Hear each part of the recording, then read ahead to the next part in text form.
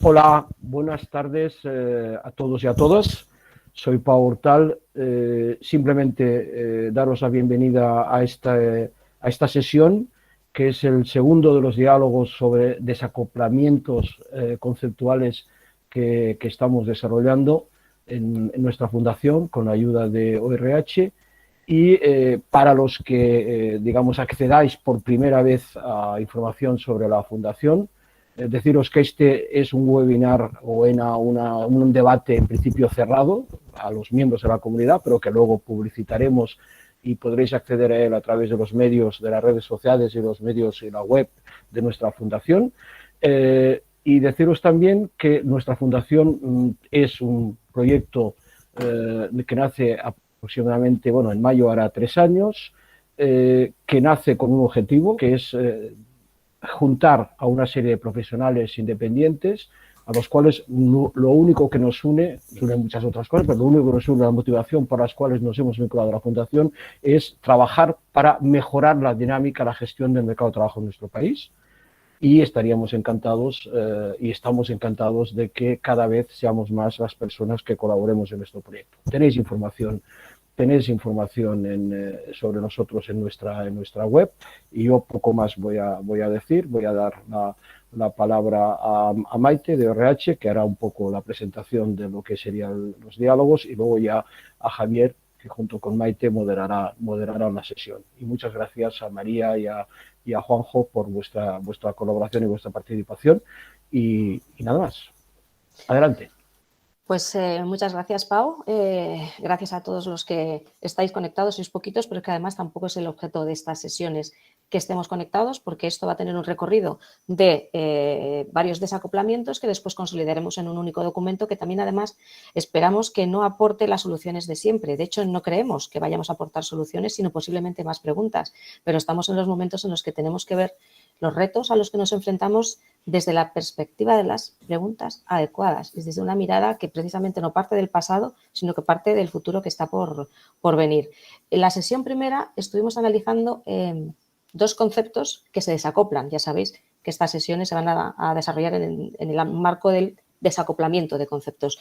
Los primeros fueron formación versus aprendizaje, lo que hemos hecho hasta ahora y lo que estamos haciendo a partir de ahora. De esa formación consolidada, de largo recorrido, que dura y dura y dura, hasta un aprendizaje que es constante y de acumulación de competencias para esa empleabilidad que todos, bueno, pues necesitamos y que las empresas también requieren de nosotros. En esta segunda ocasión vamos a hablar de otro desacoplamiento, que es el aprendizaje y talento. Porque, ¿qué aprendizaje requiere el talento? ¿De dónde viene la cualificación diferencial del nuevo talento? ¿Cómo está cambiando el aprendizaje para atraer al talento y desarrollarlo? Bueno, pues esa parte ya más de conceptualización de lo que queremos tratar es la que va a explicaros ahora mismo Javier Pobes, mi compañero en estas lides. Pobes, es verdad, Pobes, que no es con tilde, nunca me acuerdo, Pobes, Javier Pobes, pues todo tuyo, Javier. Sí, hola, Juanjo, Maite, María.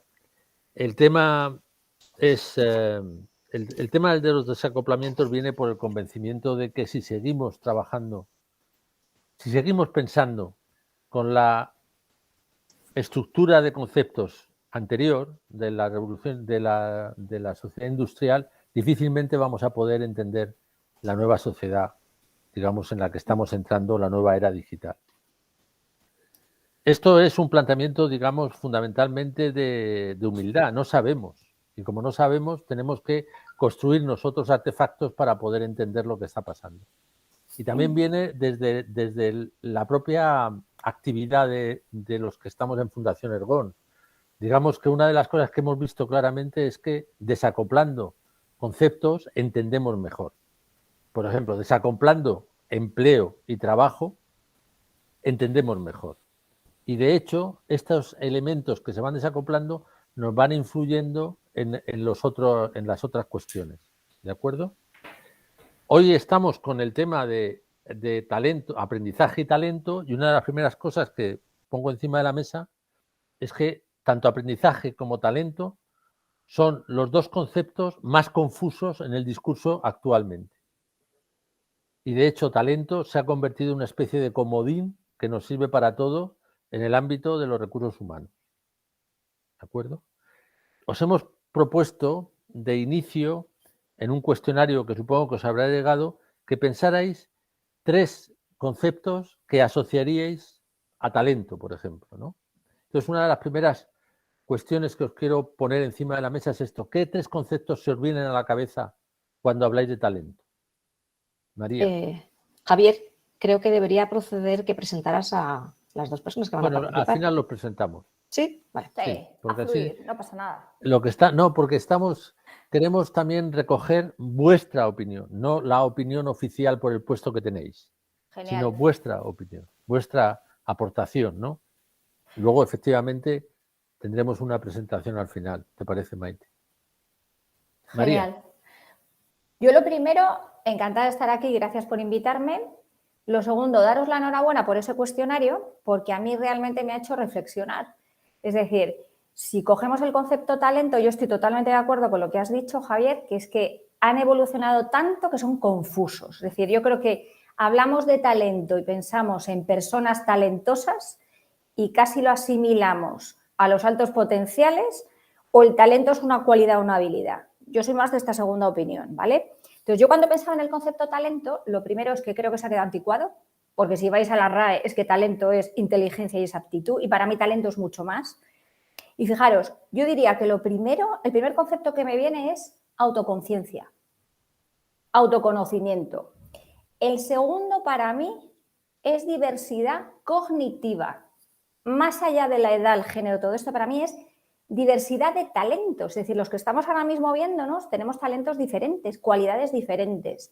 Y yo me doy cuenta que todavía ese concepto de las 8 inteligencias múltiples y de inteligencias diferentes no está implantado ni en la educación, ni en las universidades, ni en las organizaciones. Y luego a mí hay un concepto que me gusta mucho relacionado con talento, que quiero compartirlos con vosotros a ver qué os parece, que es el de mirada apreciativa. Es decir, si realmente consideramos que el talento tiene que ver con cualidades, habilidades diferentes, el ser capaz de que yo mire el talento que tú tienes, Javier, que seguramente es diferente al mío, y el que tiene Maite y el que tiene Juanjo, para mí es un concepto que implica talento colectivo. Y es algo que yo creo que falta, por lo menos en el mundo donde yo me muevo, que es mucho el de las organizaciones. Cuando yo trabajo con un equipo directivo, siempre hago una reflexión que es, oye, y si en vez de mirar a tu par, a tu colega, desde qué le falta, le empiezas a mirar desde qué tienes tú que yo no tengo, ¿no empezaríamos de verdad a hablar de talento colectivo, a sumar y a tener esos equipos de alto rendimiento que son los que tienen que liderar? Fíjate, las organizaciones y la sociedad, nosotros podemos ser un equipo de alto rendimiento. Entonces, a mí en principio me venían esos 3 conceptos. Muy bien, María. Juanjo. Pues mira, a mí lo mismo. Primero me sumo al agradecimiento de María por la invitación. A ver, si hablamos de talento y aprendizaje, ¿no?, que es un poco el dúo que vamos a trabajar hoy, pues yo creo que tenemos que incorporar dos grandes cosas que le pasan a generaciones actuales y no le pasaba a otras generaciones, ¿no? Una es todo lo que tiene que ver con esta disrupción tecnológica que mueve completamente el terreno de juego, mueve lo que se valora y lo que se pide, y mueve la manera en que se aprende y la manera en que se identifica ese talento, ¿no? Entonces, este es un factor que ha movido el terreno de juego para todos y que todavía no estamos bien colocados. Es decir, que ahora mismo la disrupción la hemos sufrido, pero no la hemos aprendido todavía, ¿no? Otro aspecto que también afecta a esta percepción de talento y aprendizaje es la segunda disrupción, que sería la de las habilidades, ¿no? Es decir, qué es lo que se valora socialmente, qué es lo que te valoran en el entorno profesional y qué es lo que tú has aprendido en el entorno de formación, digamos, formal reglada, ¿no? Eso hace un tiempo pues estaba más alineado o estaba menos desajustado, era más parecido lo que tú aprendías de lo que luego se te pedía saber hacer, pero ahora está muy alejado. Entonces, ese mismatch grande hace que los usuarios de este sistema en el que convivimos de generación de talento y de procesos de formación y aprendizaje, pues sufran las tensiones y las sufran de una manera mucho más grande que en generaciones anteriores, ¿no? Y eso es lo que nos tiene que preocupar y lo que nos tiene que ocupar aquí, ¿no? Eso como pincelada, ¿no? Luego, evidentemente, hay muchas más cosas, pero por dar respuestas rápidas y generar un debate dinámico, me quedaría ahí.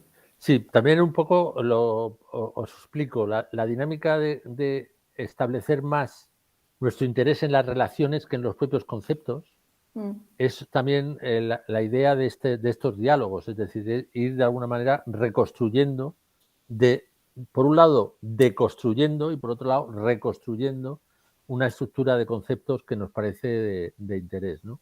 Yo en este sentido recojo lo primero que he dicho, del primer desacoplamiento de empleo y trabajo, y os planteo, el talento como tal en esta idea no está más en el trabajo que en el empleo, no está más en la capacidad que tiene de acción que en el empleo de alguna forma de hacer lo que ya previamente está previsto. Os lo dejo ahí.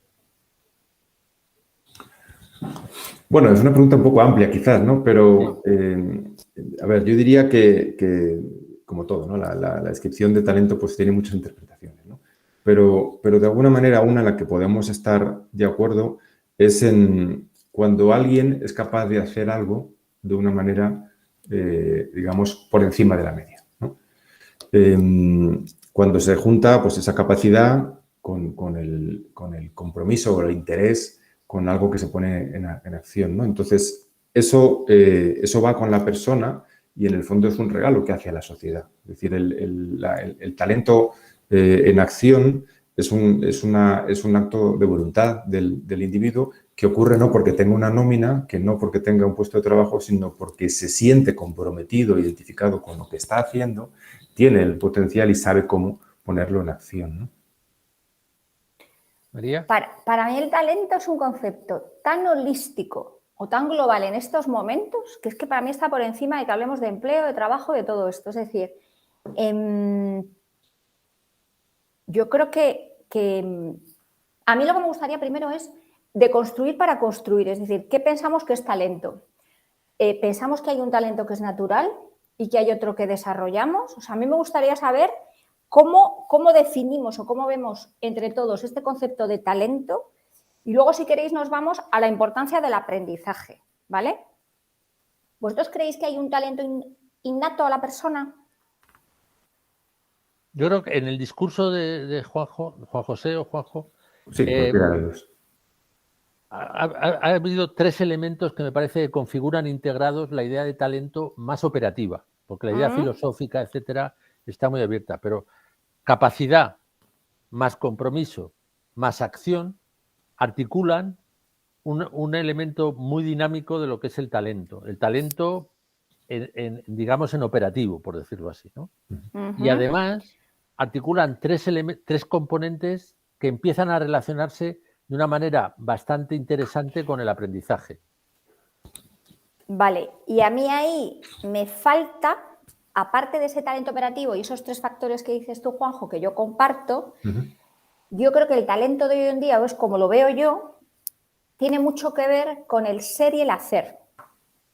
Y lo del talento innato era por jugar, a ver qué opinabais. Yo creo que tenemos unas cualidades, cada uno diferentes, cuando nacemos, y creo que la clave está en cómo nos conocemos, nuestro autoconocimiento, y en cómo aprendemos, las ganas de aprender, en qué ecosistemas aprendemos. No sé si me estoy explicando. Es decir, para mí sí hay un desacoplamiento, pero hay un acoplamiento que tiene que ver con que tú tienes un talento y en función de lo curioso que seas, de lo valiente que seas, de la importancia que le des a esa parte del ser, que en el fondo son tus emociones, que son tus creencias, que son la persona que eres más allá del profesional, yo creo que ahí hay un desarrollo del talento muy diferente en función de las personas. Sí. No sé si alguien más quería hablar. No, simplemente iba a decir que además la ecuación se complica cuando incluyes la idea de cómo lo mides. De hecho, yo creo que parte del problema está en que cada uno de nosotros no somos conscientes del talento que tenemos, pero todos tenemos alguno. Lo que pasa que en el proceso formativo que seguimos, el reglado, el tradicional, muchas veces no vemos otras variables que nos pueden ir descubriendo de verdad cuál es nuestro camino de talento. Y a partir de ahí se desvirtúa luego todo el recorrido. Completamente. Yo, fíjate, si pudiese decir algo de a lo que me dedico es a aflorar talento, a que la gente se crea el talento que tiene. Yo sí creo que todo el mundo tiene talento. Lo que a veces no tiene la gente es ganas. Ganas porque se acomoda, porque no quiere. Pero yo creo que todo el mundo tiene un talento. Y yo creo que para indagar y bucear y aflorarlo, sí que hay que pensar en la persona que yo soy. O sea, yo creo que estamos en la era del autoconocimiento. Y que si no, uno no se para a reflexionar y a pensar, oye, yo, María, ¿qué cualidades tengo? ¿Cuáles son mis fortalezas? ¿Hacia dónde quiero ir? Es mucho más complicado. Y lo que creo es que falta mucha reflexión en uno mismo, mucha autoconciencia. Pues sí, construyendo sobre lo que estás comentando, María, yo diría que el talento en el fondo es un animal vivo, ¿no? Y que se desarrolla en un contexto. Y eso hace que una persona, pues hoy miércoles, está poniendo su talento a jugar, pero a lo mejor mañana no. Es decir, no es algo que está garantizado, porque te pueden cambiar el contexto y tu talento deja de tener el entorno rico para desarrollarse, ¿no? Te pueden cambiar la posición, te puede cambiar la percepción, y esa persona que ayer era talentosa hoy es una persona desconectada, una persona sin motivación, una persona sin foco, ¿no? Entonces, todos los seres vivos, y el talento se puede entender como una dimensión viva, somos más complejos que los activos sólidos, ¿no? Digamos, tangibles y invariables, ¿no? Y eso es uno de los aspectos que hace que sea más difícil el acercamiento al talento, ¿no? Porque es un acercamiento en el que la persona, tú hablas del autoconocimiento, ¿no? Y también es la capacidad de ayudar, no solo el autoconocimiento de la persona, sino en los equipos a ayudar a que unos conozcan cuáles son los potenciales y los talentos de otros, ¿no? Porque si no, el trabajo en equipo no llega a la excelencia, ¿no? Se llega a pequeñas entregas, pero no a una entrega total, ¿no? Entonces, el sabernos reconocer en el hoy, ¿no? Y el sabernos reconocer que esa capacidad que tú tienes hoy se suma a que viene acompañada de un compromiso porque crees en el proyecto que estamos haciendo y entre todos generamos las oportunidades para que tú la pongas en acción junto conmigo, eso es lo que hace que el talento fluya, ¿no? Porque el talento solo como potencial, pues sería también una pérdida de oportunidad, ¿no? Es decir, que lo importante es que fluya y que transforme y que ocurran cosas, ¿no? Y esa es la sutileza de la gestión del talento, ¿no? El conseguir que las cosas ocurran, ¿no? Pero ahí hay un tema que nos liga también con la idea del aprendizaje y es la capacidad que se tiene de crear entornos donde se active el talento, donde se active el aprendizaje, ¿no? Se habla mucho del tema de activar la voluntad de aprender, de activar la voluntad de, digamos, poner en acción el talento, ¿no? Eso significa establecer entornos en las empresas donde, por ejemplo, se valore el error. Completamente. Si tienes que tener entornos protegidos donde de alguna forma el talento pueda moverse, porque el talento no puede moverse en una dinámica, digamos, de coacción, ¿no? Porque no tengo el beneficio o porque no tengo lo que tengo, tal, sino que tiene que abrirse en ese sentido. Y ahí se liga mucho con la idea de que el aprendizaje alimenta el talento. Y este tema es un tema que me lleva a otra reflexión y es al lenguaje que se utiliza respecto del talento. El lenguaje de captar el talento, retener el talento, conseguir que el talento no salga, etcétera, es un lenguaje absolutamente, digamos, defensivo respecto del talento. No se habla de alimentar el talento, liberar el talento, articularlo, ¿no? ¿Qué os parece este tema? ¿Me permites que introduzca un poquito Claro, un matiz? Y es ¿dónde queda también o qué espacio tiene el talento que fluye por la mera satisfacción de hacerlo fluir? La responsabilidad personal de decir, es que esto lo hago porque me apetece hacerlo y porque yo estoy hecho para esto y porque es parte de mi responsabilidad. Eso tiene mucho que ver con 4 conceptos que yo le digo mucho, que son talento, curiosidad, aprendizaje, responsabilidad. Pero hay una parte que siempre que se habla de talento me parece que la parte de responsabilidad recae en la empresa, yo genero el contexto, pero el talento tiene pocas obligaciones para movilizarse a sí mismo y hay unos básicos que creo que deberían estar siempre ahí, no sé, o a lo mejor eso también está cambiando. Yo estoy totalmente de acuerdo. Para mí, y un poco respondiendo a lo que habéis unido los dos, yo creo que talento tenemos todos, yo creo que la diferencia está en cómo enfocas el aprendizaje. Y yo creo que la misión de cualquier organización, y me da igual que sea un colegio, que sea una universidad, como decíamos, que sea una organización, es generar un ecosistema donde desde mi punto de vista lo primero es que cada uno somos protagonistas de nuestro aprendizaje y de desarrollar nuestro talento. Yo estoy con Maite, ni mi jefe, ni mi organización, ni mi porra. Es un tema mío. Entonces, lo primero es, y esa es la autoconciencia, es decir, cada uno es protagonista de lo que hace con su aprendizaje. Y claro, ahí está la curiosidad. Hablábamos antes, es decir, yo quiero estar rodeada de gente curiosa, de gente que me rete. Entonces, para mí el ecosistema que tenemos que crear en las organizaciones son ecosistemas donde haya esa curiosidad, donde haya esa valentía para equivocarnos que dice Javier, donde haya, fíjate, ese concepto de otro que introduzco yo en el diálogo, que es de neuroplasticidad.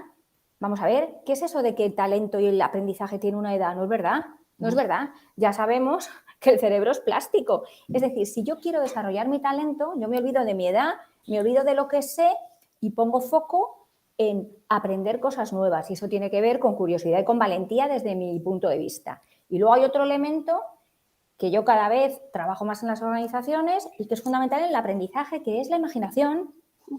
Es decir, ¿cuál ha sido la diferencia de las personas, lo que he visto yo, de las personas y de las organizaciones con lo que nos ha pasado en 2020?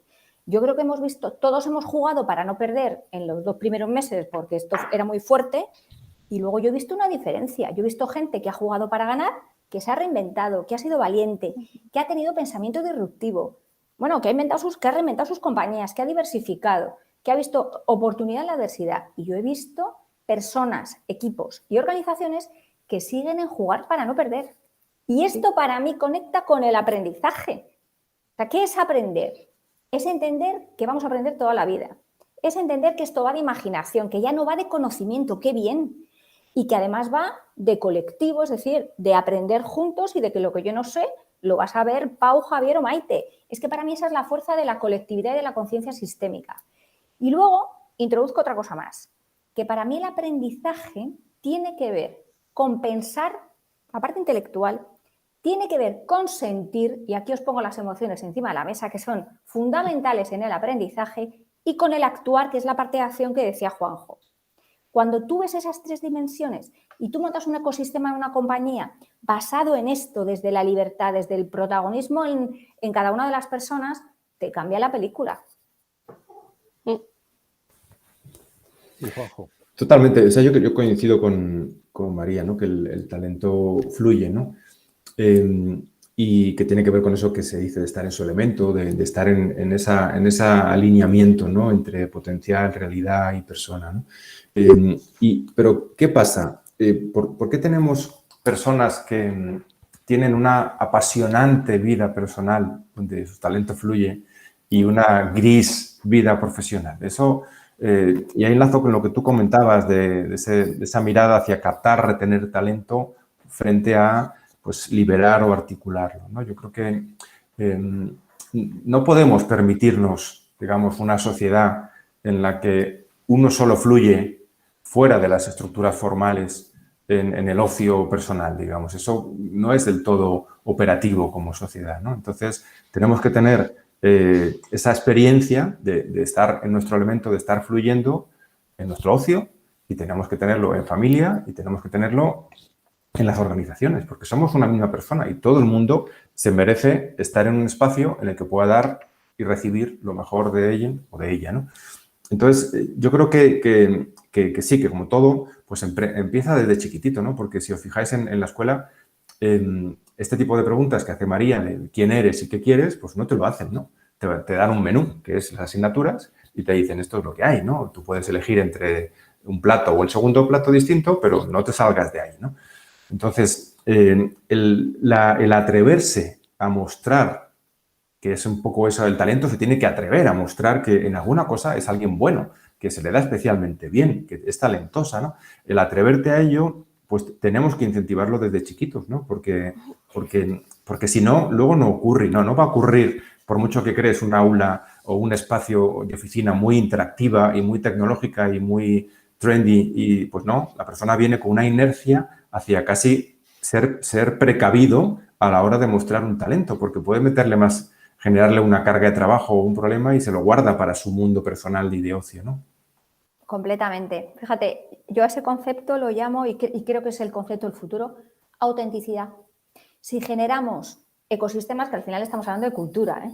Si generamos esas culturas donde yo puedo ser quien soy y puedo ser auténtico, estamos de verdad trabajando la diversidad que todos queremos, la diversidad de que somos diferentes. Y si además introducimos el concepto que dice Maite de responsabilidad, de accountability, no, macho, es que esto es tu tema. Fíjate, esa diferencia entre ser responsable y víctima de mi carrera profesional es que es crucial. Y ahí es el tema de, que lo hemos hablado también, del disfrutar y del entusiasmo. Es decir, y eso es la habilidad clave. Fijaros, si me preguntáis ahora mismo, oye María, tú como experta en estos temas, 2, 3 habilidades clave del siglo XXI, imaginación, pensamiento disruptivo, de verdad, ¿eh? Gestión productiva de emociones, es que a mí no me tiene que motivar nadie, yo me motivo sola. Y tercero, todo lo que tiene que ver con aportar soluciones, con reflexionar y aportar soluciones. Si es que va de eso. Yo hay un tema y lo vuelvo a recuperar. Cuando hablas con mucha gente que tienen talento, mucha de ella dice, yo puedo tener esta tal, pero a mí en la organización no es el espacio donde yo expreso este tipo de cosas. De hecho, no quiero depender de una organización a través de una relación laboral. Prefiero ser un freelance que lo que trabajo es con quien me interesa en cada momento y con diferentes organizaciones a la vez. Que esto además se está explicitando en dinámicas como la que hemos visto últimamente en el debate de la Fundación Ergon, que es la gran evasión, ¿no? De muchos talentos que dicen yo me voy de la empresa. En Estados Unidos pues muchos se van de las empresas y dicen, y si quieres algo, contacta conmigo, ¿no? Que yo tengo mi propia capacidad. ¿Cómo veis esto? En mi opinión, porque muchas organizaciones no han entendido todavía lo importante que es alinear su estrategia de negocio con su cultura y con todo lo que tiene que ver con personas.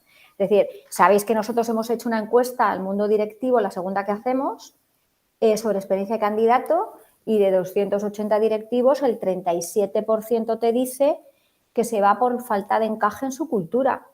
Y un 60% que llega a una compañía te dice que es que a veces la cultura es una barrera para que yo me integre, para que yo me comprometa y para que yo consiga mis objetivos. Es decir, que o ponemos en la agenda de los consejeros delegados, y me da igual que sea el presidente de un colegio, es que es lo mismo, para mí es lo mismo en cualquier ecosistema. El tema de trabajar esas culturas, o lo vamos a tener mucho más complicado. ¿Pero no creéis también que las empresas, las organizaciones tienen que empezar a ser más como una especie líquidas, de broker de talento externo, que no de incorporar elementos, digamos, dentro de una estructura previamente articulada dentro de la empresa? Claramente. Sí, sí. Tiene que estar preparada además para saber cómo generar una cultura de trabajo integradora, sabiendo que va a tener gente que va a estar con ellos una determinada temporada y que después no, pero tiene que ofrecer algo diferencial y generar ese entorno, como decís vosotros, de oye, aquí voy a dar todo lo que tengo dentro. Y no es tarea fácil, ¿eh? Porque además estamos muchos, supongo que escucharíais, antes del verano, a Garamendi decir que todos vamos a volver a trabajar como antes. Es que ese es el tema. Pero igual que hay gente que ha dicho que vamos a volver a trabajar como antes en el presencialismo. Sí, sí. Para mí estáis hablando de alianzas, que es en lo que yo creo, alianzas de entender que hay una persona que está en tu equipo hoy y que mañana por X le va a apetecer irse a otro sitio y que el talento fluye. Y luego, fijaros, nosotros estamos muy en crear esas relaciones donde se comparta el talento. Sí. Entre organizaciones, fíjate. O sea, yo creo que el mundo es mucho más, líquido, que fluya de verdad el talento. Nosotros tenemos gente que está en nuestro, que es empleado colaborador y trabajamos con un montón de freelance. Y compartimos desde la generosidad, que es otra de las cosas que yo creo que va a ir a más, que es tendencia y que es un valor fundamental en nuestra sociedad, para que avancemos todos. Totalmente. Yo creo que digamos, si analizáis un poco las estructuras que tenemos a nivel de organización para abordar el acercamiento al mundo del trabajo, pues apenas han cambiado en los últimos 100 años, ¿no? Y sin embargo, el mundo de ahí fuera sí que ha cambiado mucho. Entonces, ¿qué ocurre? Que los ciudadanos, que todos somos ciudadanos del mundo, o sea, del mundo del momento actual, porque vivimos el momento actual, no nos sentimos representados en sociedades o estructuras que no han evolucionado como el mundo ha hecho. Entonces, ahí salen esas tensiones, ¿no? Entre gente que dice, oye, es que realmente no siento que encaje en esta estructura, no siento que la cultura tenga que ver conmigo, no siento que pueda poner en valor lo que quiero hacer a nivel, como decía Maite, de deseo, aspiración personal. Y ahí tenemos que tener, yo creo que un gran debate, ¿no? Porque ahora mismo lo que está generándose es que se generan relaciones laborales paralelas a esas estructuras. Y eso tampoco es la mejor solución. Es una forma de innovar, pero no es la mejor solución porque se crea una realidad laboral muy dicotómica, ¿no? O estás dentro de una estructura estable con una serie de garantías y una serie de beneficios, o estás en la ley de la selva, digamos, ¿no? Entonces, tampoco esa es una buena solución, ¿no? Es una aproximación de urgencia, que es lo que se ocurre, ¿no? Pues con un Uber que dice, mira, las estructuras laborales no me sirven y me creo un mundo paralelo a ello, pero tampoco es la solución, ¿no? O sea, que hay que reflexionar en cómo las sociedades, en el sentido de sociedades profesionales, ¿no? Las empresas, pueden evolucionar a sistemas más flexibles para encajar con el mundo actual, que no es el de hace unos 100 años, ¿no? Completamente. Y luego... Sí, lo que pasa es que ese sistema flexible no se puede basar en la dependencia que articulan las organizaciones con el talento, por decirlo así, ¿no? Es decir, tú dependes de mí y además te retengo y además te hago y además quiero que te quedes y además me pienso si te doy aprendizajes porque igual te vas. Total. Esa dinámica no puede ser. Yo, para que os riáis, a los comités de dirección les digo una cosa que puedo compartir aquí, que es que, como no pienso decir las compañías, que el talento no es tuyo, es de la compañía, porque es que mi talento, ¿y cómo se va a ir?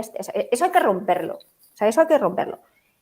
La otra cara de la moneda es que hay compañías que lo están haciendo bien, ¿eh? También lo quiero decir. Hay compañías que han entendido que las relaciones son mucho más desde la responsabilidad, la libertad, la confianza y que están poniendo la confianza. Y fijaros, el reto, el relacionarse desde nos retamos, yo a mí misma, yo te reto. O sea, yo creo que hay organizaciones que lo están haciendo muy bien, o sea, también por equilibrar la conversación. Sí, o sea, que están alineados con lo que estamos hablando. Ahora, lo que yo creo es que hay que acelerar, porque como dices tú, Javier, es que el mundo va muy rápido y o nos movemos y jugamos para ganar y jugamos para que nuestro propósito se haga realidad y para entender, oye, que hay personas que sí necesitan esa relación laboral y otras que prefieren tener mucha más libertad y trabajar con 4 organizaciones a la vez. Es que esa es la diversidad, que es que queremos cosas diferentes.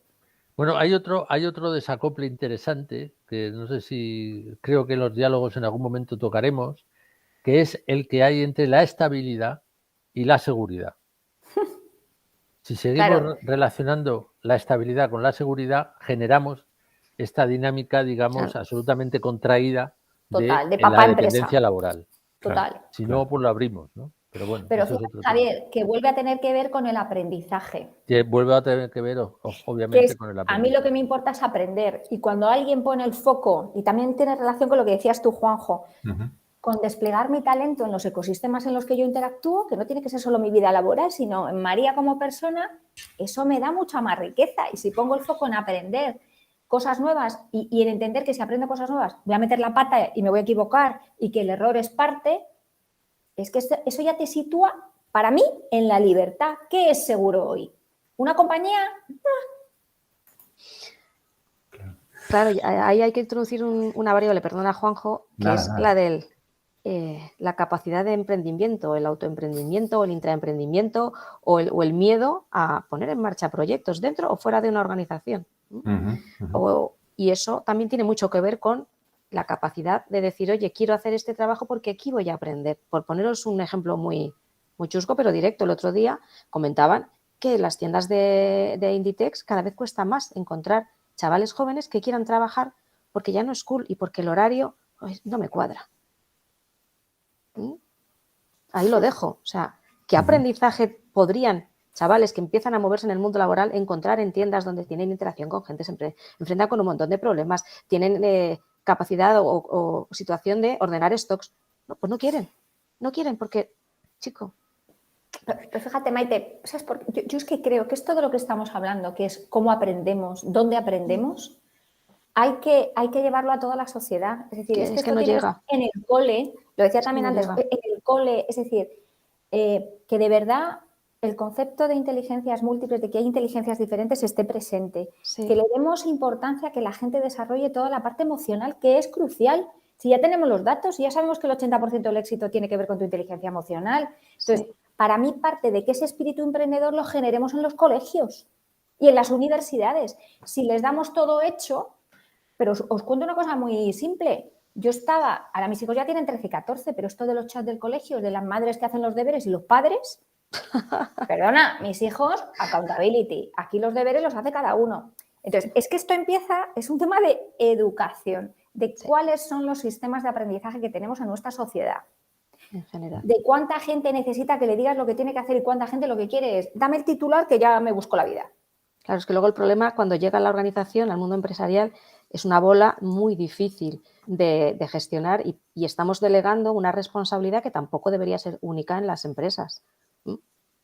Bueno, por eso yo os decía, yo con qué tipo de gente quiero trabajar. Diversa, pero tiene que haber un par de cosas clave. Curiosidad, Sí. valentía para equivocarse, para discrepar, para tal, y equipo. Sí. Bueno, por supuesto que sean disfrutones y que aprendan disfrutando. Si es que no es tan complicado. Bueno, ya. Pero para mí son los ecosistemas que hay que promover en las compañías. Gente que disfrute con lo que hace. Y que, pues mira, acabo de hacer fíjate ahí, María, yo creo Sí. que ahí hay un tema que siempre se plantea del ecosistema que hay que promover en la compañía. Yo creo que dentro de las organizaciones, las dinámicas innovadoras son contracultura. Y por tanto, en esa dinámica de contracultura son informales. Y en esa dinámica de informales son rebeldes. Y esto es un tema que de alguna forma rompe mucho la cultura, digamos, de la empresa establecida que hace todo lo que puede con lo que ya sabe y que funciona óptimamente de esa manera. ¿Sabes por qué, Javier? Porque nos creemos que innovación es I+D. Sí, y claro. es que innovación y creatividad la tenemos que tener en la cultura de la compañía desde diferentes ángulos. Es un concepto holístico. Sí, pero que en parte tiene que ser a la contra. Quiero decir, porque tú lo que estás es cuestionando la situación si quieres innovar. Perdona, Juanjo. No, que totalmente de acuerdo, Jesús, Javier, perdona. El innovar es asumir un riesgo que te puede salir bien o que puede salir mal, ¿no? Y eso, pues, tiene que haber una cultura que lo permita, ¿no? Que no que lo penalice. Yo quería introducir un poco la parte de individualización del aprendizaje, porque creo que, digamos, si algo define la sociedad actual es esa parte de individualismo y esa parte de experiencias donde nadie quiere algo exactamente igual que el de al lado, ¿no? Y tú vas a un restaurante, tu aspiración máxima sería que tu experiencia sea un poco distinta de la mesa del lado y que el plato que te comes sea diferente del que te comiste la semana pasada, ¿no? O si vas a un hotel, o si vas a un viaje, o lo que fuera, ¿no? Entonces, ese individualismo, esa búsqueda de la experiencia personal choca con el resto de procesos que tenemos, ¿no? Imaginamos cómo choca esa individualización de la experiencia con la negociación colectiva como concepto, ¿no? O sea, ¿cómo se casa una cosa con otra, ¿no? Pues difícilmente. Entonces, si partimos de que la sociedad tiene el gen, digamos, de la individualidad exageradamente desarrollado en el contexto actual, pues significa que nos tenemos que cuestionar y repensar la manera en que atendemos a un público que ahora es mucho más diverso. ¿Cómo le atendemos en la escuela? Porque cada uno va a querer aprender a su manera.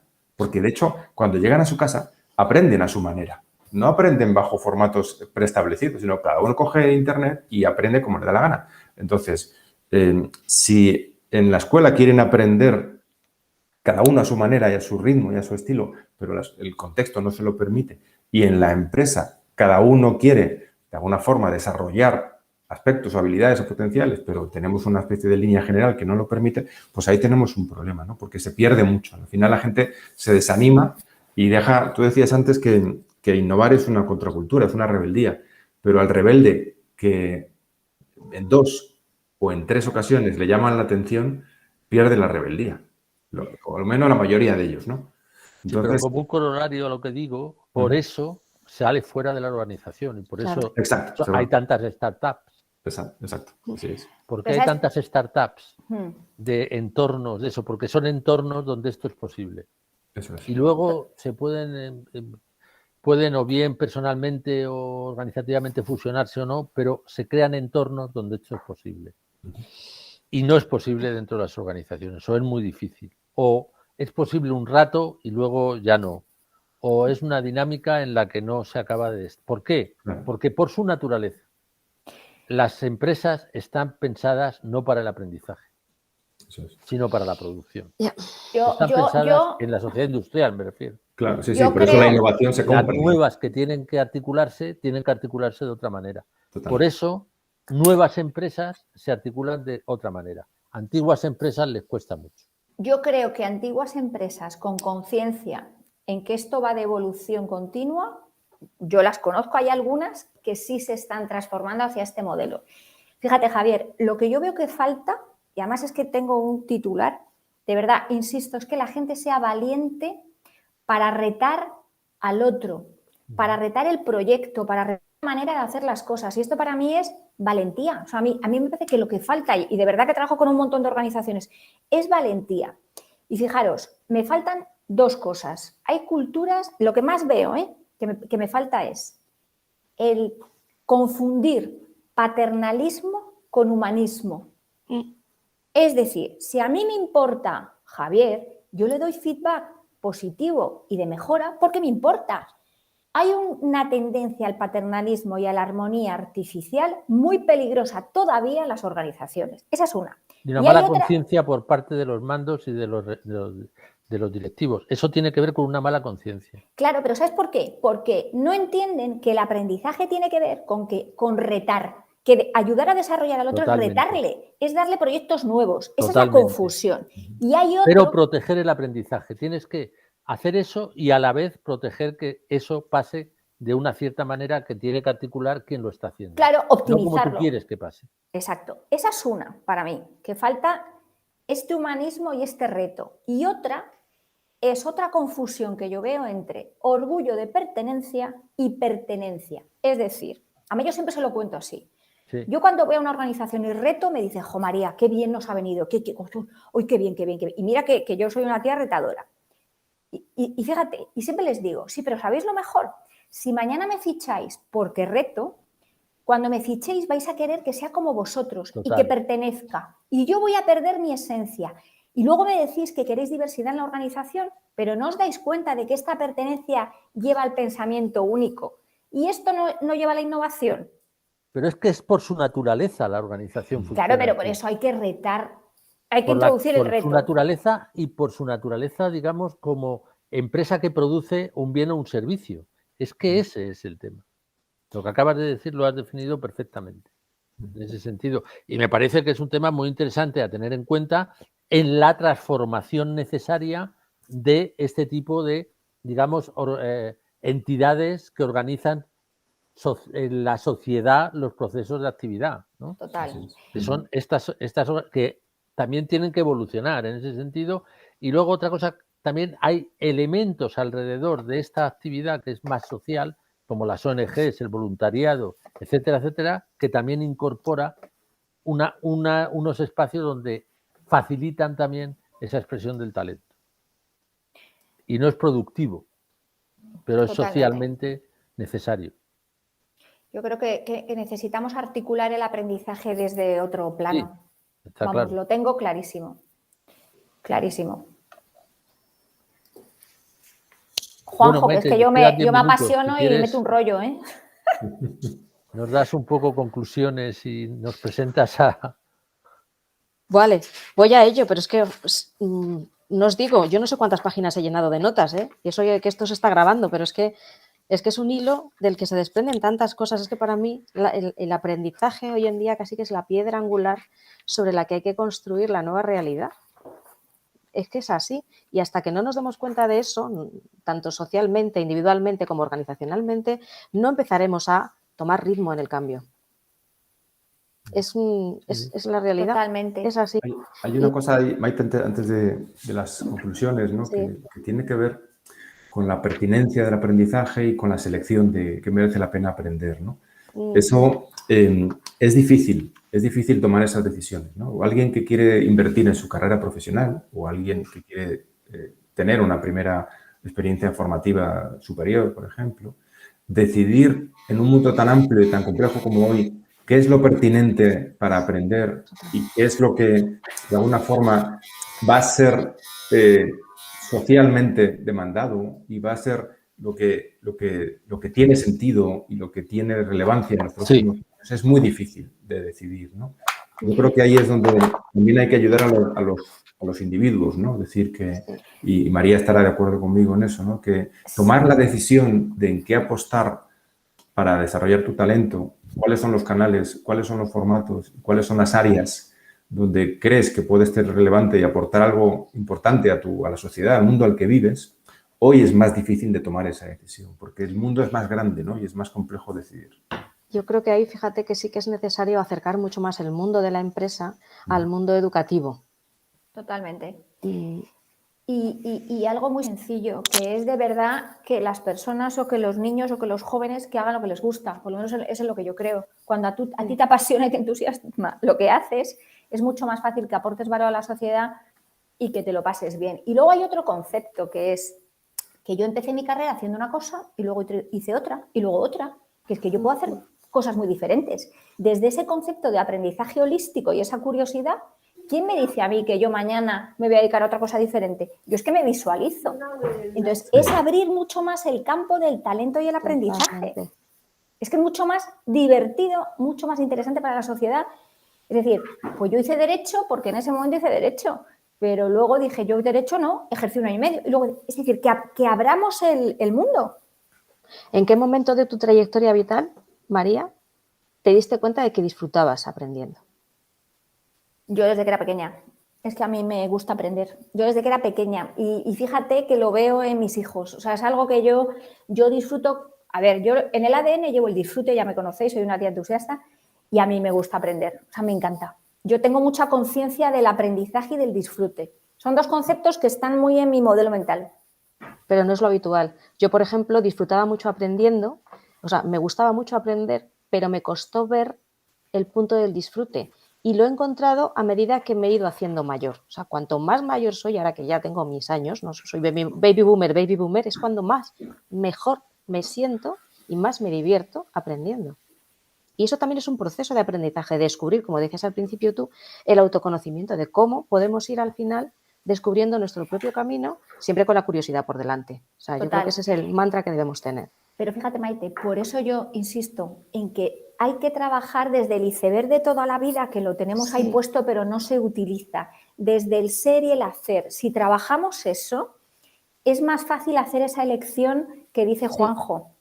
Porque si yo conozco mi emoción de con qué me siento mejor, con qué disfruto más, si yo conozco todo lo que tiene que ver con mis valores, con mis creencias, toda la parte de persona, es más fácil que yo elija y que incluso si elijo y me equivoco, vea que hay otro camino, pero ¿qué más da?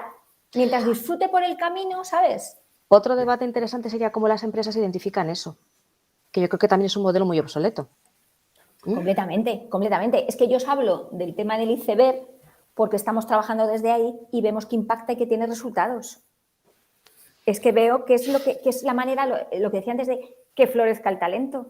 Hay gente que no se cree el talento que tiene, pero muchísima gente, los talentos que tiene. Y sobre todo que el talento, como decíais, está en todas las personas, porque hablamos, el concepto de talento a mí tampoco me gusta porque se ha desvirtuado muchísimo. Parece que el talento es algo exclusivo, solo para aquellos que además tienen un cerebro privilegiado, actualmente que tienen capacidad de mente analítica, STEM, parece que son los mejores, y el talento en una sociedad diversa es diverso. Y tienes, iba a decir sus niveles, no, es que tiene sus huecos para cada cosa. Y eso también es algo que deberíamos entender y trabajar muy profundamente en las organizaciones, porque a veces tira para atrás, de verdad, ¿eh? Y a los candidatos de igual manera. Si supieseis que poca gente sabe que hay 8 inteligencias múltiples y no una, que es la que dice Maite, la racional matemática, os quedaríais asombrados. Gardner se llama. Totalmente, o sea, que si supieseis toda la gente que desconoce esto, que en el fondo es la base de la educación o debería serlo. Pau nos está pidiendo la sí, palabra. Quiere... Supongo que para su aportación, Pau. Es el jefe, tienes la palabra. No, ni jefe ni coña. No, a ver, vamos a ver, quedan 10 minutos y hemos empezado un poco más tarde, por tanto, digamos, vamos a intentar respetar la hora exacta de reunión, pero me parece que habéis tocado tantos temas. Maite dice que ha tomado no sé cuántas páginas de nota, yo he ido con mi ordenador, etcétera, etcétera, y he tomado también muchas, ¿no? A mí, la pregunta que os haría en estos momentos, María y Juanjo, es, estamos en España, en un contexto como el que estamos, pandemia, salida de pandemia, relevancia de las pymes, sectores que probablemente van a tener que cambiar radicalmente. Todo esto, en otros entornos, ¿cómo influye? ¿O el debate sería el mismo si estuviéramos, por poner un ejemplo, en Alemania, o estuviéramos en otros países? Pongo el ejemplo de Alemania por tu relación como Fundación Bertelsmann con el entorno alemán, pero podemos poner, es decir, esto, digamos, el ADN español o el ADN que estamos viviendo influye en todo este debate, o el debate sería exactamente el mismo en otro entorno, Javier. Yo creo que el debate seguramente varía en función de país, ¿no? Porque si comparamos con Alemania, pues el concepto de lo que allí es una pequeña empresa es lo que nosotros llamamos casi una gran empresa, ¿no? Entonces, ¿qué ocurre? Que todo esto que estamos pidiendo, que es un nivel de sofisticación y de especialización a los equipos directivos, pues es muy difícil que se pueda dar en unidades muy pequeñas, unidades de 3 trabajadores, de 4, de 5, que son la mayoría de nuestras pymes, ¿no? Entonces, ahí tenemos una dificultad añadida. Y se suma otra, que es la percepción social del entorno profesional. Es decir, la mayor parte de la sociedad percibe todavía a la empresa como una entidad meramente productiva de producto o servicio y, por lo tanto, prescindible. Es decir, que si no es buena, pues que desaparezca. Y la empresa o las instituciones que ocupan ese rol no dejan de ser organizaciones para ayudar a la sociedad a ir adelante. Es decir, que una empresa es una forma de constituir una idea y darle corporalidad, de darle una arquitectura que si no, no tendría, de organización entre individuos para llegar a conseguir un objetivo, ¿no? Entonces, esa percepción demasiado anticuada de lo que es hoy una empresa, que ya no puede seguir siendo así, pero todavía está metida en la mente de muchos ciudadanos españoles, pues lo hace más difícil, porque la relación del trabajador y del talento del trabajador con esa empresa es del siglo XX, no es del XXI. Y está soportado por un modelo de relaciones laborales y de negociación sindical del siglo XIX también. Exacto. Pero eso da para una sesión o un desacoplamiento posterior. Yo, fijaros, los temas que he comentado muy específicos de la falta de reto, la falta de valentía para retar, para ser auténticos, y el tema este de paternalismo versus humanismo y pertenencia versus orgullo de pertenencia, me atrevo a decir que son muy característicos de nuestro país. Sí.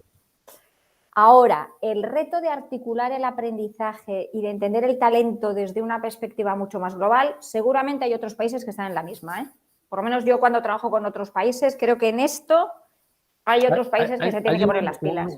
Un hecho, factor interesante, que creo que tiene más implicaciones de lo que parece, que es la falta de experiencia laboral de las personas en su juventud temprana.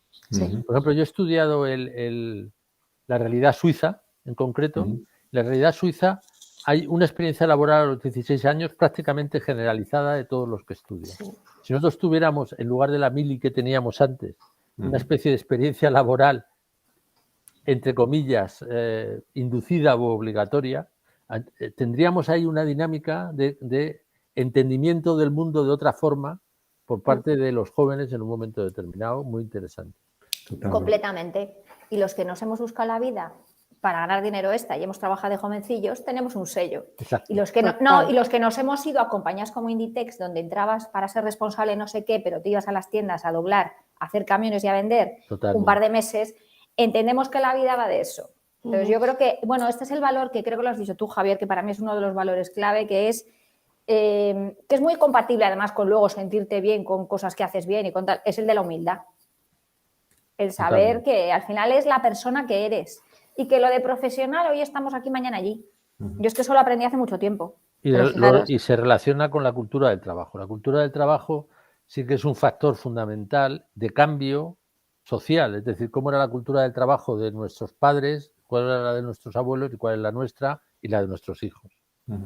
Ese sí que hay un cambio muy interesante. Totalmente. Ahí, Javier, añadiendo sobre lo que estabas construyendo, creo que hay una inercia que tendremos que repensar, que es, digamos, exageradamente llenar de contenido los años de formación de la persona, ¿no? De formación humana, de la personalidad, del individuo, llenarlos de contenidos que saturan la cabeza, pero que no la ordenan ni la amueblan. Y los tiempos de aprendizaje. Los tiempos de aprendizaje que son estresantes, ¿no? Porque al final, un momento en el que estás modulando el cerebro de la persona, pues lo estás llenando de cajitas estancas que no se comunican entre sí. Además lo está fragmentando. Muy fragmentado, que no le habla y no le conexiona con el territorio ni con lo que ocurre en la vida real, sino que lo aísla y lo marca en contenidos vinculados con asignatura y que, por desgracia, la inercia nos sigue acompañando, porque ahora el propio Ministerio de Educación se plantea crear más asignaturas en la secundaria, ¿no? Sí. Con lo cual dices, ostras, pues si ya van con la lengua fuera, con las que tienen y le meto más,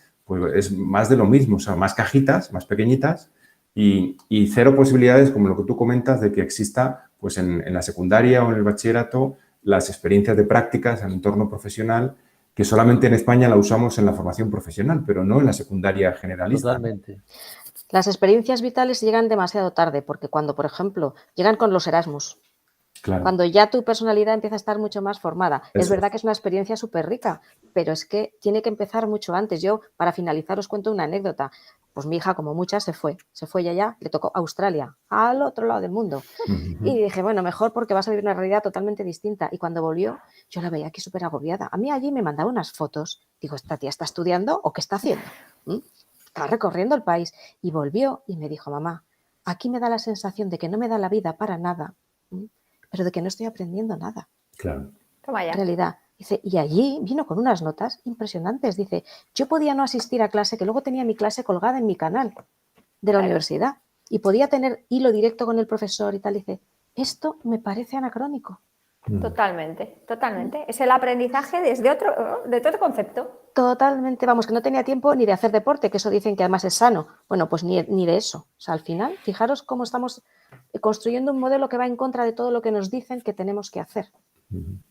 Y que cada vez se consolida más, porque, bueno, pues tú lo has dicho, los planes del Ministerio no van precisamente por la vía del mérito, de potenciar el talento y el aprendizaje. Pero ahí hay un tema que en la universidad se hace ya absolutamente insoportable, y es hacer los modelos para los profesores, no para los alumnos. También. Claro. Y no asumir, digamos, la dinámica de cambio reflejada en los alumnos, que es la dinámica social. Totalmente. Es que, de hecho, las asignaturas es una organización industrial del proceso de formación, digamos. Yo, que sepáis que como tengo una faceta, ya sabéis, de muy académica, que llevo 21 años dando clase en el IE, yo me cargué en mi programa el método del caso. Y puse el foco en la experiencia del alumno.